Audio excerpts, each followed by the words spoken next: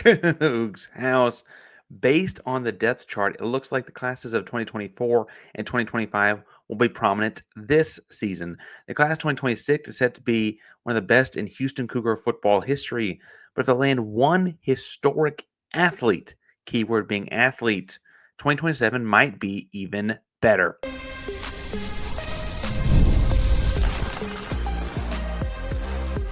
You are Locked On Cougs, your daily podcast on the Houston Cougars, part of the Locked On Podcast Network, your team every day.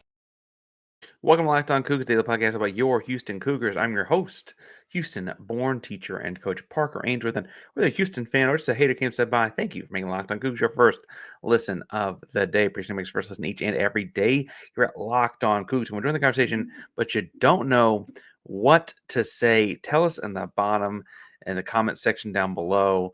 Do you consider a pizza a pie? I think we're having pizza in our house for the kickoff of Houston Cougar football this week. So let's make sure we're talking pizza these days. Today's show is brought to you by Monarch Money. Speaking of takeouts, best way to make sure you're saving money and taking control of your finances, but more on that later. I want to start the show off by talking about 2027's most interesting, intriguing, and probably best athlete and why Houston is high on his list. I also want to give some thoughts on Thursday's opener as we get closer to it. It's hard not to think about the opening of Houston Cougar football this season. And last but not least, the SEC is doing their SEC thing and running away. But 2027, which is kids that are presently starting their junior year in high school, has a kid named Ahmad Hudson in Ruston, Louisiana. Truly special talent. In class 2027, he is listed as the number one tight end in America, number 10th overall player nationally on 3. He's also, in terms of this conversation, the number 3 center, meaning basketball center in America, the number 1 player in Louisiana in 2023 per on 3, and the number 24 player nationally in basketball according to on 3. Now, he's been listed everywhere from 6'6 to 6'8. Just wrapped up his sophomore year of high school, so he could still be growing.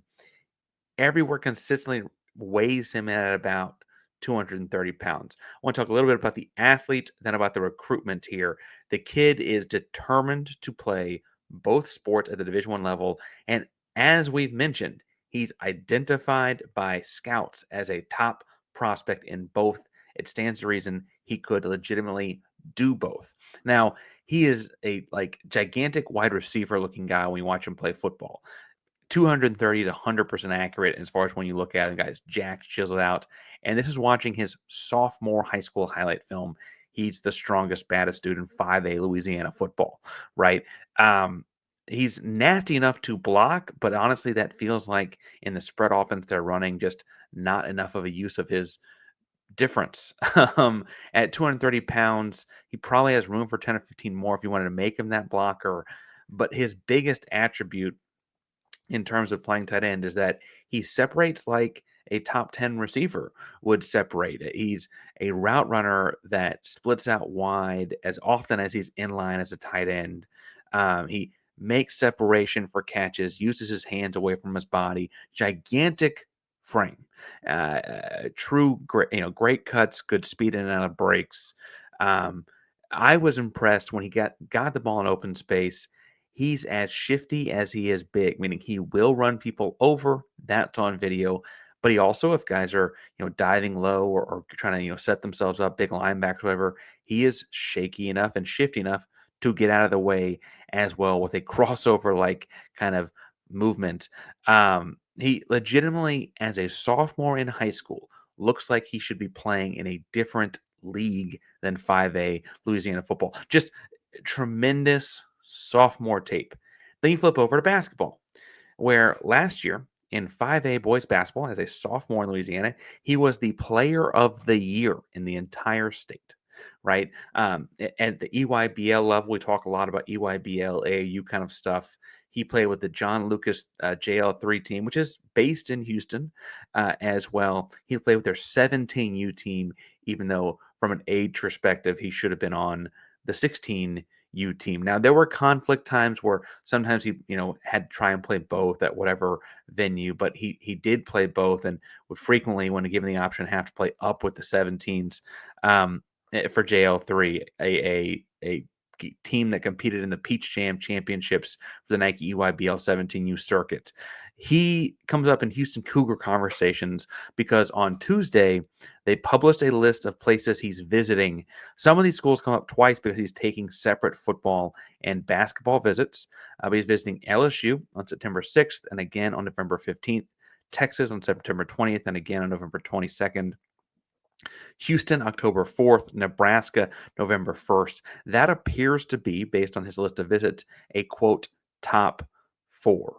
It bears mentioning, I should point out, that his father did play basketball at LSU, was a guard there in the early 2000s.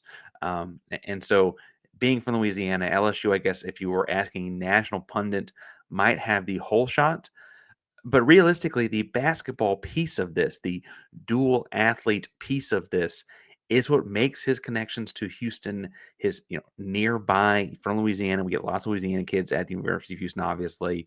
That feels like an instant connection. The number one player in the class 2025 in Louisiana was Chris Senac, at Houston Cougar, ready to go make a start as a freshman this winter, I should say, right? And I think that we look. I mean, Louisiana connections and JoJo Tugler too from earlier in his life. Like it's not uncommon for Houston to dive into Louisiana in basketball or in football. We know all the Willie Fritz connections he's made over there.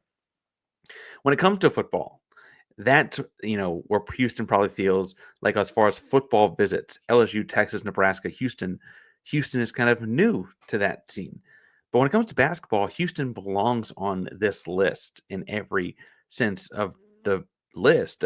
Houston recruiting and being in on the recruitment of a top 25 national player in terms of basketball is not uncommon. They just landed 3 in the class of 2025 and look to do something fairly similar in 2026.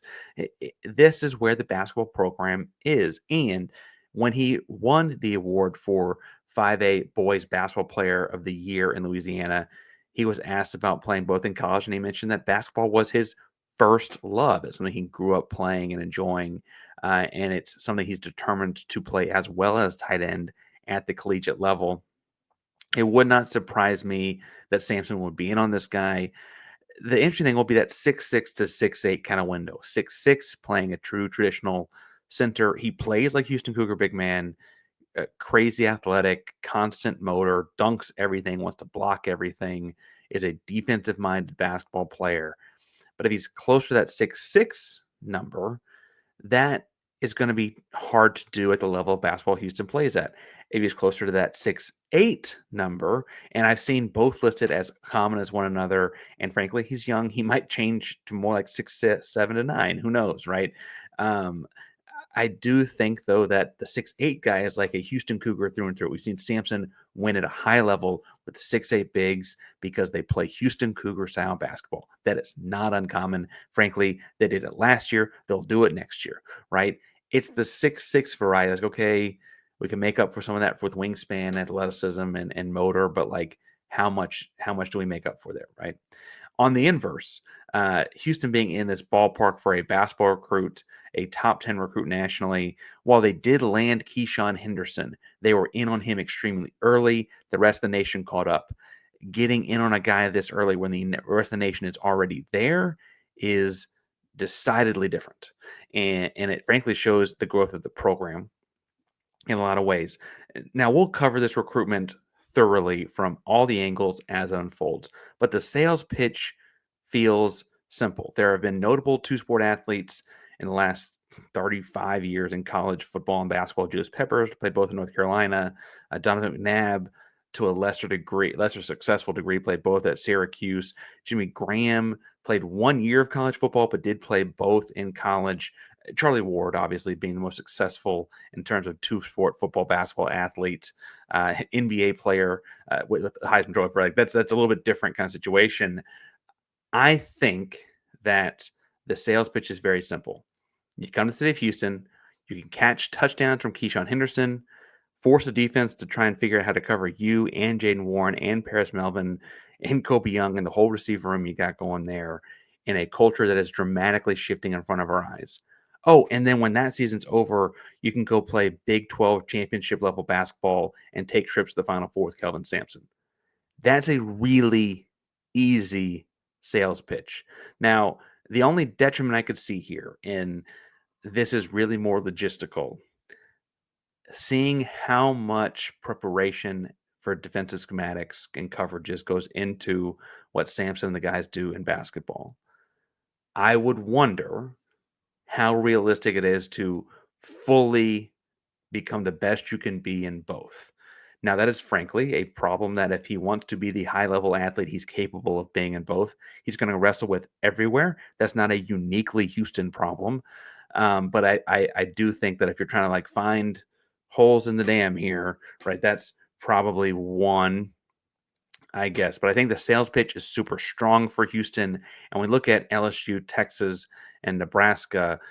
If he really is a kid that grew up loving basketball and basketball is his first love, and he is, again, identifiably this good at all these things, Houston's the best basketball program. It's not comparable, it's not close. And I think that's going to weigh in a lot here. So let's keep an eye on that recruitment because, dear Lord, that could change the future of this athletic program. Speaking of this athletic program, the future, in a lot of ways, starts Thursday. I want to talk some about what I'm noticing looking at Thursday night's game as we get closer to it. We have a few full preview starting, I guess, in just a second. But first, today's show is brought to you by our friends over at Monarch Money because most people can't name all their financial accounts or even what any accounts are worth, whether it's 401ks, properties, investments. When you don't have the full picture, you can end up leaving a lot of money on the table. And that's why there's Monarch Money. It's an all in one personal finance tool that brings your entire financial life together in one clean, easy to use interface on your laptop or your cell phone. Monarch is built for people with busy lives. I teach, I coach, I podcast, I get it. If you've put off organizing your finances, Monarch is for you. Monarch does all the heavy lifting. You can link all your accounts in minutes, see clear data visuals, get smart categorization of your spending, and finally feel in control of your money without ever needing to touch a spreadsheet. Don't let the financial opportunity slip through the cracks. Use code LOCKED on college at monarchmoney.com in your browser for half off your first year. That's 50% off your first year. That's a lot, guys, at monarchmoney.com with code locked on college. Today's show is also brought to you by our friends over at FanDuel because it is time to get in on the action with the NFL season heating up. You think you know who the MVP is? Check out FanDuel. You think you know who the Super Bowl champion is this early on? Check out FanDuel. You think you know what the line should be in college football this weekend for week one action? Head over to FanDuel. Visit FanDuel app today and start planning your future bets now because FanDuel is the place to make all of your action every single day. FanDuel, America's number one sportsbook. Play your game. Park Rangers locked on Cougs here. Speaking of week one, Houston opens as a 22.5-point favorite against the Stephen F. Austin Lumberjacks. Sidebar, got to be one of the best mascots in college football. Lumberjacks are certainly a fun mascot. I don't know if I'd pick Stephen F. Austin to be my lumberjack, but that's the history teacher in me. Now, listen, I know I had Corey on last week, and Corey's high on Stephen F. Austin and all the stuff they've got coming back. That 22.5-point spread, the over-under set at about 55 right now, with some room for movement before kickoff. That means they're looking at a game they're predicting like 39 to 17-ish. Right. And I think that is interesting because I kind of feel like Houston gets closer to 50 in this game. Now, last week, Corey was high on these guys and kind of explained why. So go check that out in the catalog. But he also sees this team as a team that returns a lot. And that's why he's so high on them is the consistency and continuity of the roster. Stephen F. Austin should provide for a more interesting opening game than a team that's been fairly fluid. Houston's got a lot of new faces on it, and while they're deeper and more talented at a few spots, that I think is shifting where he thinks it's going to be a closer game, maybe the 22.5 point spread. Interesting to see Stephen F. Austin not get poached a lot in modern college football. Um, they were 4-3 last season in conference, 3 losses by combined 13 points, so they were close. Biggest blowout was a 15-point loss to FBS North Texas in Denton. They also had a 4-point loss to McNeese in what was technically a non-conference game, but I digress. They also have a pro caliber strong wideout in Kylan Harris.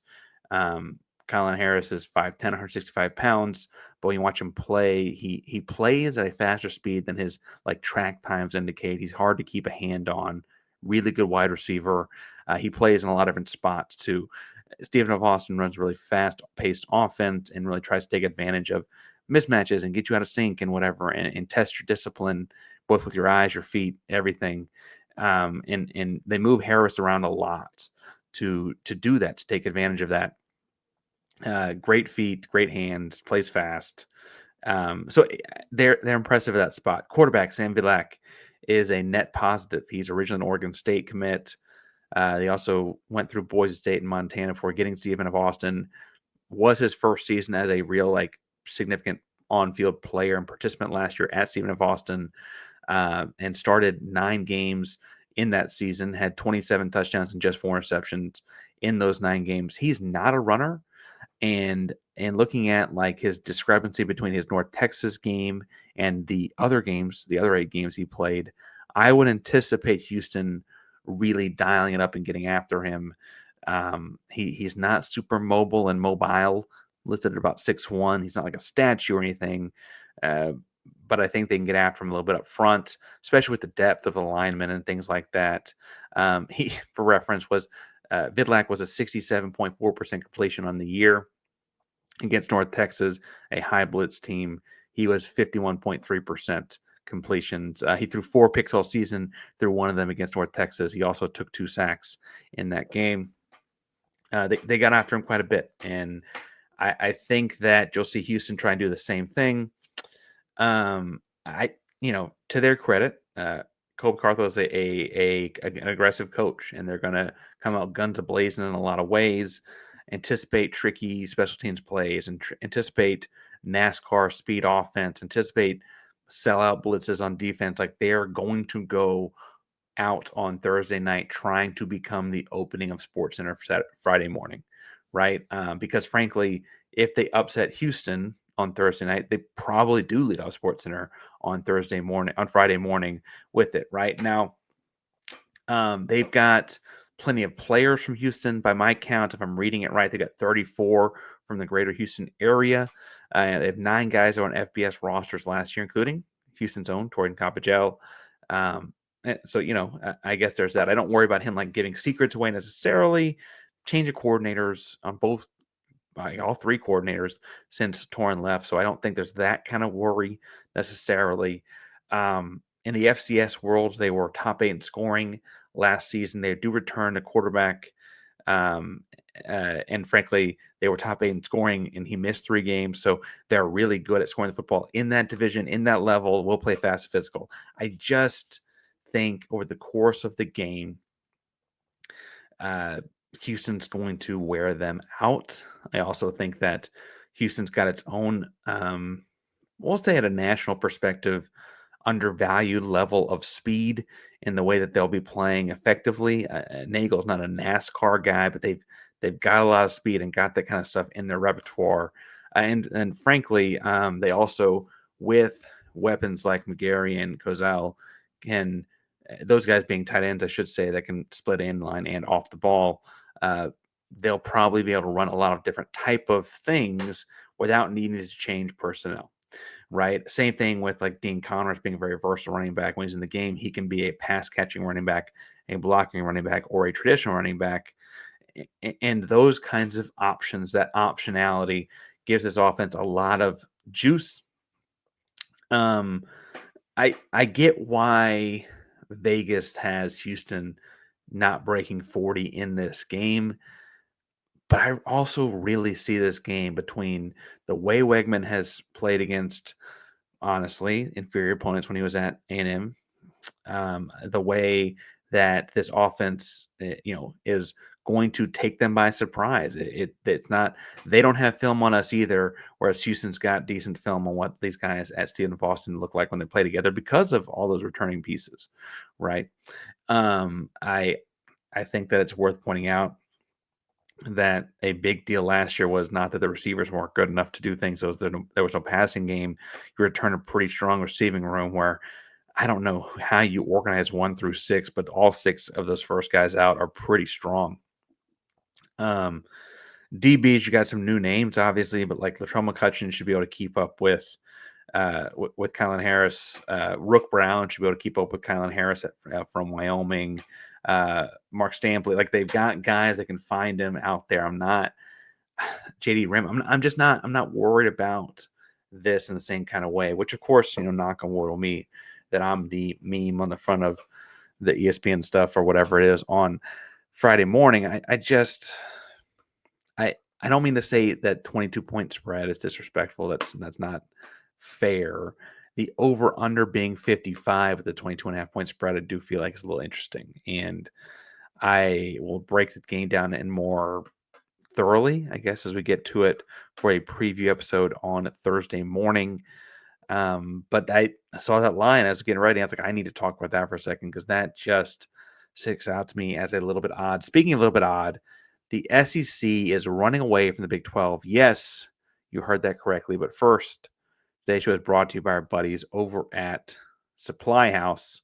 Because when the opening whistle blows on a new repair and you get your crew moving forward to Supply House, you can order today and see the parts on your doorstep tomorrow. Over 280, I can't, oh my God, 280,000 different plumbing, HVAC, and electrical items from the most trusted brands in the business.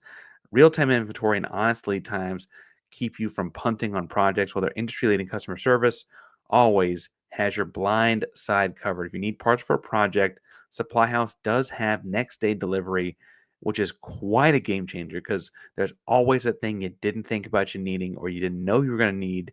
They've got it for you and get to the next day. Join the Trade Master Program for free today and score serious perks like priority shipping, low prices, and a dedicated support line. Visit supplyhouse.com to sign up for free. Use promo code SHCollege5 for 5% off your first order. That's supplyhouse.com. Real people, real service.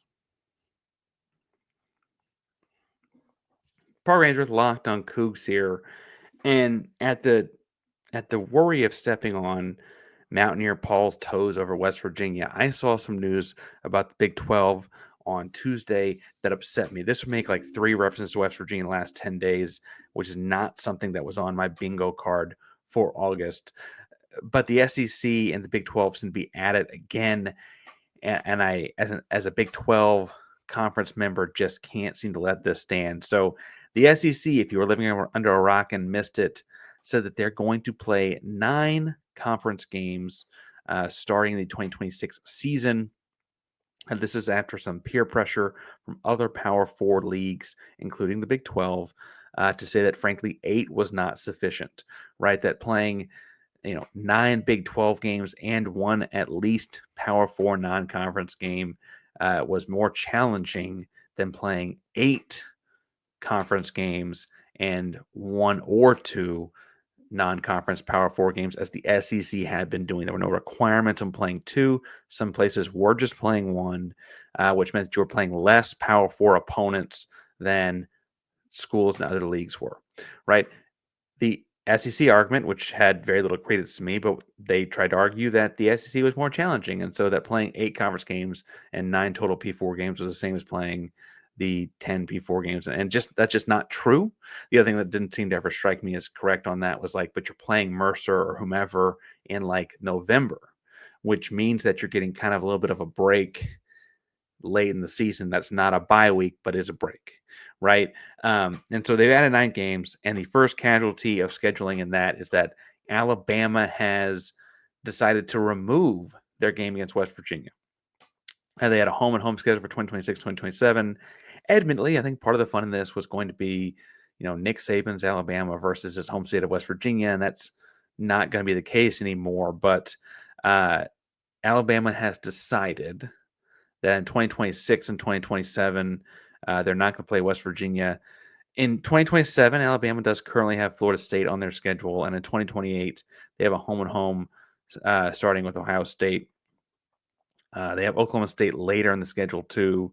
Home and home with them is scheduled right now to start in 2029, I believe, and they've got these back and forth with Notre Dame and stuff like that. But what's interesting is that they decided that this home and home with West Virginia, if they're going to add another SEC game, they just can't also stand to play Big 12's West Virginia, right? And the response, the default response from the SEC school here, a leader of the SEC at that in Alabama, was that when forced to play 9 conference games, they just couldn't stand to potentially play an 11th Power 4 game. That was going to be too much, just too much. And it feels to me like that's a gigantic admission. It's an admission that the home and home with West Virginia, Oklahoma State, Arizona, whom they all have scheduled in the future. I guess West Virginia just canceled, but at Alabama, they have Oklahoma and Arizona on the future schedules. It feels like an admission that those games are going to be as challenging as the SEC games you're now replacing them with. Right now, it's blind. You don't know if you're playing Mississippi State or Georgia, but theoretically, you are playing another SEC game, and they're replacing those Big 12 games that they've already done for 2026 and Alabama with East Carolina. That's their replacement. That's what they're going with there. And Alabama strikes me as interesting in that they went first, but they are not going to be the only program that does this in the SEC. I've got my own eyes on Houston playing LSU in 2027 and Oklahoma in 2028 as potential moments here. Now, LSU does not have currently another Power 4 opponent in 2027, and Oklahoma does not have currently another Power 4 opponent in 2028. So that probably just means they cancel and they're going to have to come up with other excuses besides having too many Power 4 games all of a sudden. But I just I think that it's bogus. I also think that it admits that the conferences are closer than the SEC when it wants to act like when it goes to the arguments for TV deals. And I also think that this presents a potential big giant danger. The real challenge is going to be if shrinking the amount of out-of-conference Power 4 opponents the SEC opts to play means that they only play a handful of brands. Ohio State's, Michigan's, a couple of top Big Ten teams, Florida State, the national brand, and local. If you're Florida or Mississippi's not far, right? Alabama's not far, right? Georgia's not far from Florida State, right? Clemson for South Carolina, right? Or whatever. They've got to play that every year. And I feel like a problem that could arise from this down the road is we already know that when people are making these decisions, because people are ultimately the ones making decisions in the college football playoff committee, they put some gigantic value on the SEC, even though we've seen time and time again that value doesn't always play out like they think it does. They put a gigantic value on it. And so if they're now going to put that value on it, and you see SEC schools play less and less out of conference opponents, I don't mean to say that the taking them to 9 games backfired, because I think ultimately that was a bare minimum.